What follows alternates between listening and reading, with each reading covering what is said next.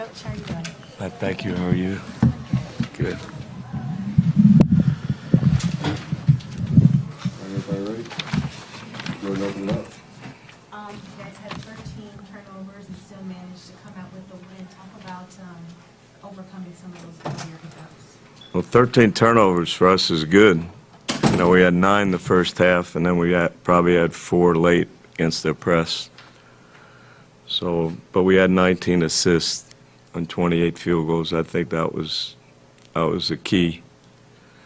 But you know, we've had a problem with turning the ball over. Second half, we did a much better job till they pressed us, and that's a little disappointing. But you know, Donnie's got a young team. I've watched them a lot. They're getting better by the minute. You know, I watched them play Temple. I watched them play Houston. You know, they had a tough loss at Tulsa. I think they got a pretty good future. So we went on the road in this conference. Got to be happy. Have you seen a lot of fight in that young team? Yeah, you know, they got down against Houston. They don't give up. They get down against us. I think they keep playing. You know, they got the perimeter guys that can handle it and stretch the defense. And they, you know, McBride, when he gets better, I don't know how you guard him when he catches it. He got such a great feel. But I think they're going in the right direction. They got Antonio Davis's son sitting out, and that's family to me. So I think with the young people they have, and the future's pretty bright here. I saw you speaking a little bit with him after the game. Was he a youngster, I guess, when you were coaching the Pacers? Do you remember A.J. Davis? Oh, He's a little guy maybe back then? Well, there are a lot of little guys when I was coaching that have grown up to be big guys and old guys. And yeah, I you know, Kendra, the family, and Tony meant a lot to me. Antonio, he was, you know, when I got the job with the Pacers, he was overseas. And Donnie Walsh, you know, we traded Detlef Schrempf for Derek McKee because we had Antonio, Dale Davis, and Rick Schmitz. And that was a heck of a front line with great guys. He called me at one time when he was thinking of leaving Tennessee, and we never got back to each other, and it kind of went real quick. But he's real happy here.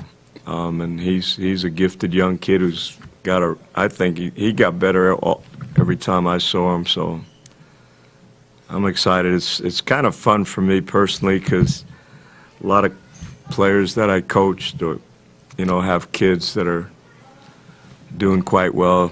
You know, Juwan Howard has a couple playing. It's all over. Most of the girls play volleyball, which is kind of neat. Coach, you mentioned those 19 assists. Coming into the game, did you want it to be a point of emphasis to kind of move the ball around against the UCF defense? It's not just against them. You know, they change defenses and they junk it up. They played a boxing 1-3-1, little matchup 2-3. So, you know, we want to move the ball so you recognize what they're in. But, you know, we always talk about it on the road, especially making extra passes, you know, really trying to get high percentage shots. And, you know, we're pretty unselfish, you know, for the most part. Sometimes some of our turnovers are because we're trying to be too unselfish, but I'll take that.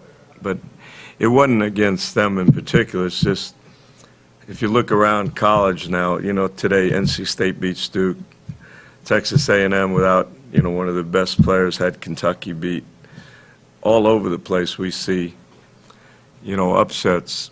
So we've had a hard time on the road since I've been here. This year we really tried to upgrade the schedule, you know, playing at Michigan, playing Gonzaga, playing at Gonzaga, at Indiana, Arkansas. So when you go on the road, you really got to pay attention to detail and do the right thing. And it wouldn't have mattered who we play. We just want to share the ball. Coach, headed into this game, was there anything about this UCF team that scared you a little bit that you knew you would have to key on in order to get this win?